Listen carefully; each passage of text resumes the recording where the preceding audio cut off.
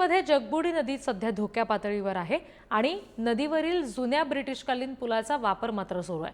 पुलाला railing नाहीये, त्यामुळे अपघात होण्याची शक्यता आहे।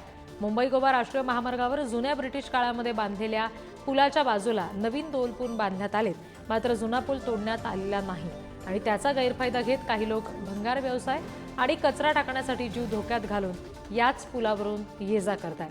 कचरा टाकल्यामुळे या ठिकाणी राष्ट्रीय महामार्ग परिसरात दुर्गंधी पसरलेली आहे। आरोग्य सुद्धा धोक्यात आलंय। या पुलाचे रेलिंग सुद्धा पूर्णपणे तुटलेले आहेत। प्रशासन सुद्धा ही बाब गांभीर्याने घेताना दिसत नाहीये।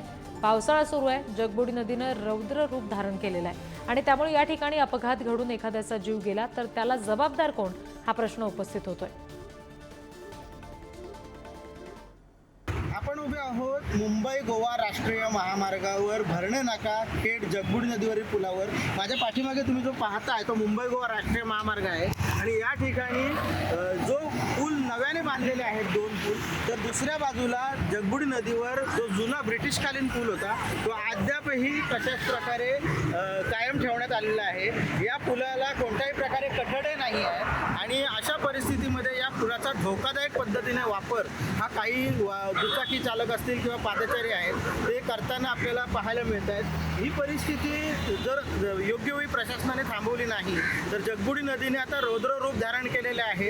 इशारा पातळीच्या वरून जगबुडी नदी वाहते आहे, त्यामुळे या ठिकाणी एखादी दुर्घटना होण्याची भीती ही व्यक्त करण्यात येत आहे। प्रशासनाने ताबडतोब जुन्या ब्रिटिशकालीन जगबुडी पुलाचा वापर थांबवणं, यासाठी बॅरिकेडिंग करणं हे गरजेचं आहे। ते न केल्यास या ठिकाणी दुर्घटना होऊ शकते। या परिस्थितीकडे प्रशासकीय यंत्रणा, मग ती राष्ट्रीय महामार्ग बांधकाम विभाग असेल किंवा स्थानिक प्रशासन असेल, यांनी तातडीने लक्ष देण्याची गरज आहे। पुढारी न्यूजसाठी अनुज जोशी, रत्नागिरी।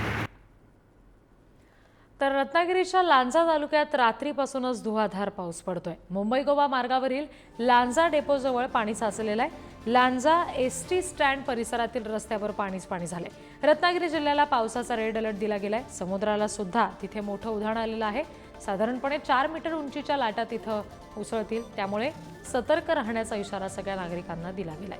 ही दृश्य आपण बघतोय। रत्नागिरीत मुसळधार पाऊस पडलेला आहे। एसडी डेपो परिसरामध्ये विशेषतः पाणी साचलेलं आहे आणि रस्त्यावर हे पाणी आले आपण बघतोय। शिवाय समुद्राला सुद्धा तितकंच उधाण आलेलं आहे, कारण पावसाचा जोर कायम आहे। जवळपास 4 मीटर उंचीच्या लाटा उसळत आहेत, त्यामुळे सतर्क राहण्याचा इशारा दिला गेलाय।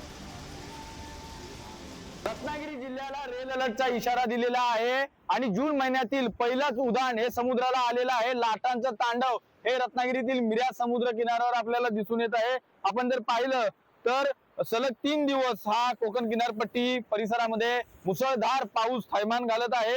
जून महिन्यातील पौर्णिमेनंतरची आज सर्वात मोठी भरती आहे। जवळपास 4 मीटर उंचीच्या लाटा या किनारपट्टी भागामध्ये धडकत आहेत।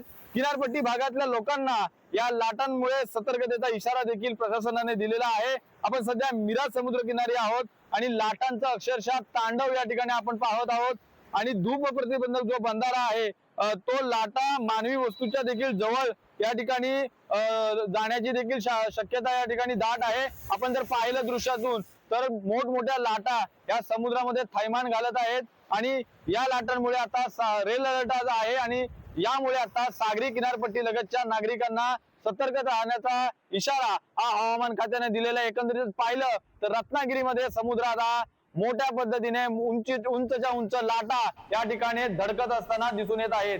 राजन चव्हाण, पुढारी न्यूज, रत्नागिरी।